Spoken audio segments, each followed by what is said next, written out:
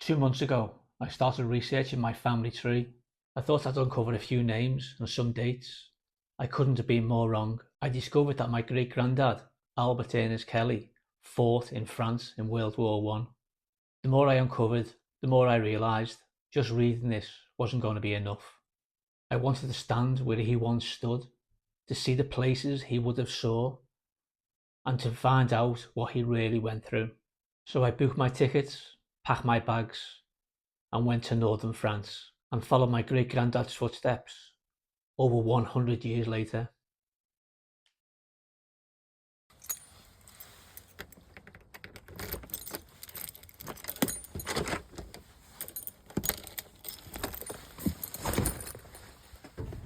Morning.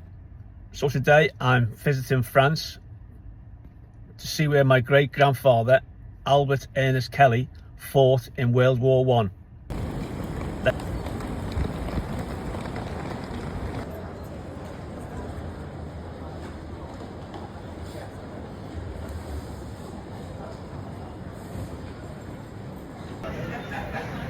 Oh well, that's security done.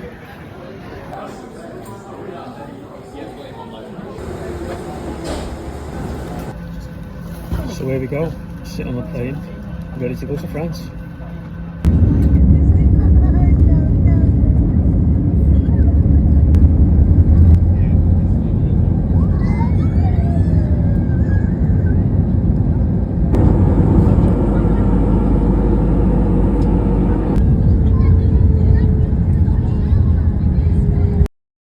Although my granddad Albert Ernest Kelly served around Albert and Aveluy, there was one place I needed to visit first. Loos Memorial. I had to come and pay my respects to my great uncle Frederick Stanley Kelly, who has no known grave. Okay, I've made it to Loos Memorial in France, the north of France, to pay my respects and remembrance to Frederick Stanley Kelly, my uncle, who is the cousin of Albert Ernest Kelly. Unfortunately, Frederick died on the 9th of April 1918 and is remembered on one of the remembrance walls behind me. So I'm going to take some time to see if I can find his name on the wall. There's far too many names on this wall, to be fair. This is only one memorial park. Crazy. Let's go and have a look. Loos Memorial stands in northern France and commemorates thousands of British and Commonwealth soldiers who have no known grave. They were lost during the fighting, and for many families, this memorial became the only place they could come to remember them. Among those names is my great uncle, Frederick Stanley Kelly. Like so many others, he never came home, and his name is carved into these walls instead of being marked by a grave. Standing here, it's impossible not to think about the families who spent the rest of their lives wondering where their loved ones had fallen. There's far too many names on this wall, on these walls. Far too many.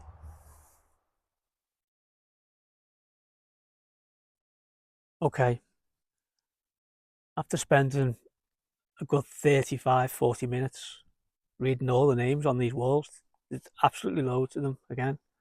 I finally found Frederick's memorial on the wall. Um, it's unfortunate that his name is on here, to be honest.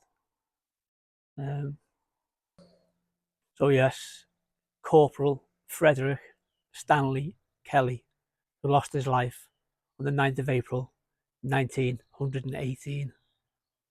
God rest his soul. So I don't know whether you're aware of how these memorials work. Um, Obviously, you've got the graves of the soldiers that were identified during the war, and each burial plot that we see where they have a headstone, that's where the soldiers are actually buried, each one.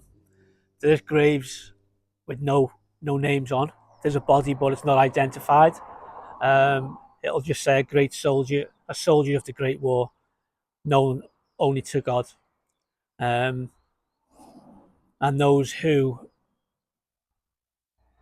again, unidentified, get the name on the walls.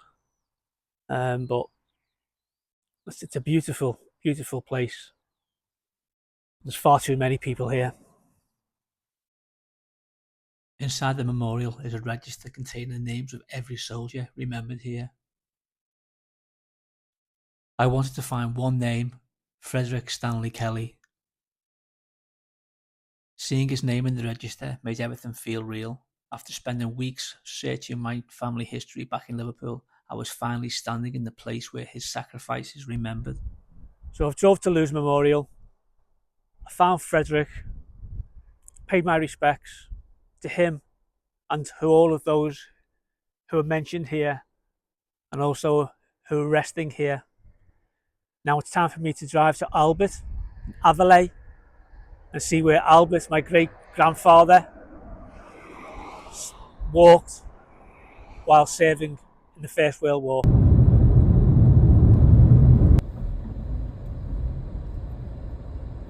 So I've arrived in Aveluy.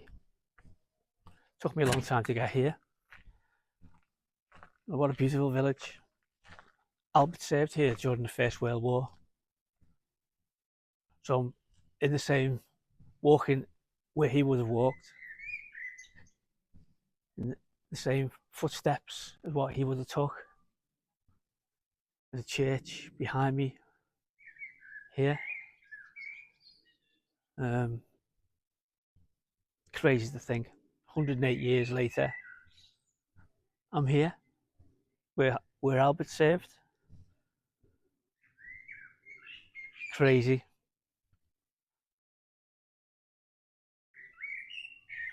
Three weeks ago, I didn't know Albert existed until I've looked at my family tree, and it's brought me here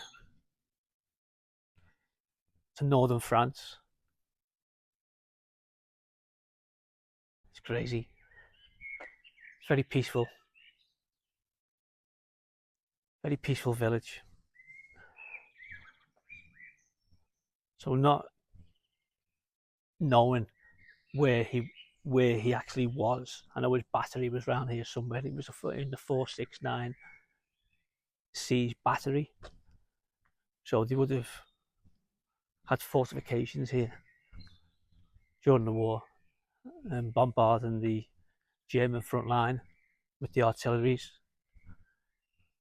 There's supposed to be a cross around here, so I'm just going to see if I can find that.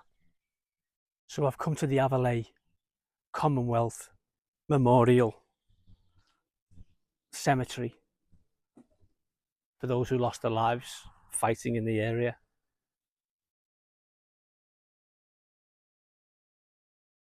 On an embankment. Again, some young men lost their life. 19, seen one 18.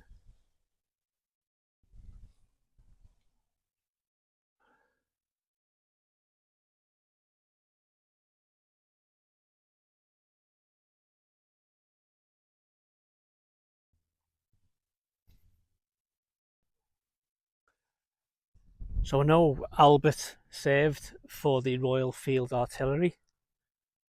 I've come across some graves, the same regiment. Some of these soldiers probably knew Albert, probably friends with Albert. These all lost their lives. So I've arrived in Albert. This is my hotel. Just about to check in.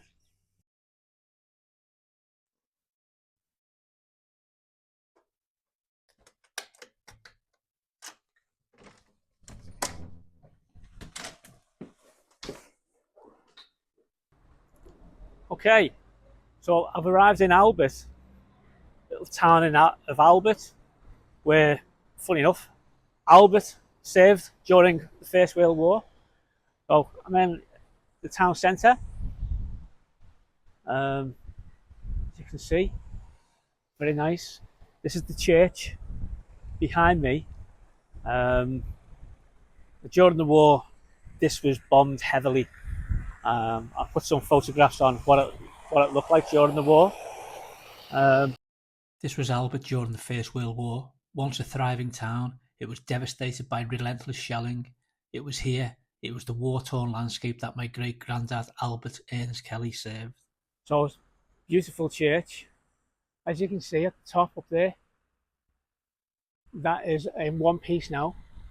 Um, During the war, it was how to say, it was heavily bombed and it was hanging off. Towering above Albert stood the famous Golden Virgin. After German shelling in 1915, the statue was left hanging precariously from the basilica. Soldiers on both sides believed that when the Leaning Virgin finally fell, the war would come to an end. So I finally made it to Albert, where over 100 years ago, my great granddad, Albert Ernest Kelly, served his time in the war here. And to put it into words, how I feel, well, I can't. Just overwhelming, to be honest with you. I'm actually standing here today. 3 weeks ago, I didn't even know who Albert was since I started my family tree. And it's brought me here, northern France, just to be walking around the area, taking it all in, absorbing what I'm feeling. It's just overwhelming. Many people lost their lives during the First World War, and it's it was a sad time, and it still is a sad time. All those people that lost their lives and never made it home. But Albert, as a town, it's it's a beautiful place. Beautiful place. So this would have been maybe the field gun that Albert would have fired. This is a genuine existing First World War battery. Who knows?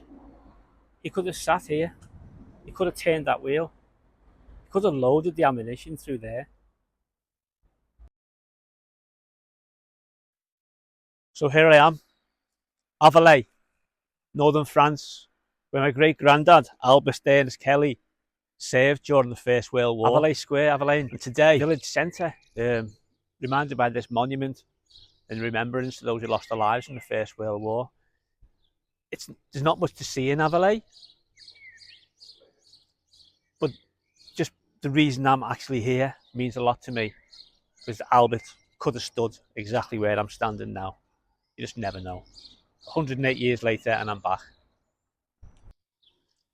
This is Aveluy, a small village that sat close to the front line during the First World War. More than a century ago, my great-granddad Albert Ernest Kelly served here.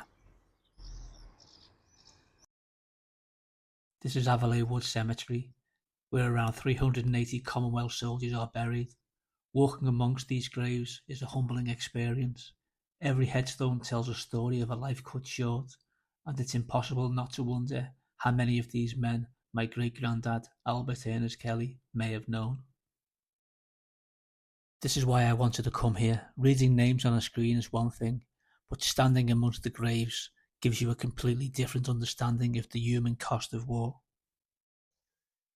I've just come across this young brave gentleman, A. Bartlett, Lancashire Fusiliers, 1st of June 1918, aged 17 years old. The same age as what our children leave school nowadays. He gave up his life so we could have what we've got today. So today I've come to the Somme Museum in Albert. A lot of historical, memorable stuff in here, I should imagine. So let's go and see what I can find.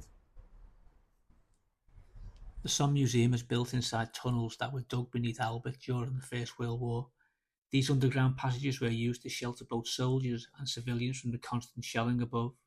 Inside, the museum brings the war back to life through original uniforms, personal belongings, and battlefield relics recovered from across the Somme. Every item on display tells part of someone's story, from rusted shell cases to regimental badges. Each object is a reminder that behind every battle were ordinary men living through extraordinary circumstances. Walking through these tunnels gave me a much deeper appreciation of the conditions of my great-granddad, Albert Ernest Kelly, and so many others experienced during this horrific war. So on reflection, what can I say about Albert as a town? It's remembrance. It's all about remembrance. The whole town is built around remembrance, which is fantastic. Everywhere you go, there's red poppies. The atmosphere is quite somber, to be fair, from what I've noticed. But I'm glad I came. I'm glad I've came here, not just to honour or find Albert where he served and to honour Frederick, but to also remember those who didn't return home, people that we never think about. I think everybody should start thinking about it, because these brave men, give up a lot for what we have today. It's my last day in France today, and I never nearly came to the Somme, but I'm glad I did. Yesterday, I stood where my great-granddad fought in World War One and found Frederick's Memorial at Loos Memorial Park. I've been nervous, exhausted, tired, very emotional, really hit me hard, but I'm really glad that I came and made this trip.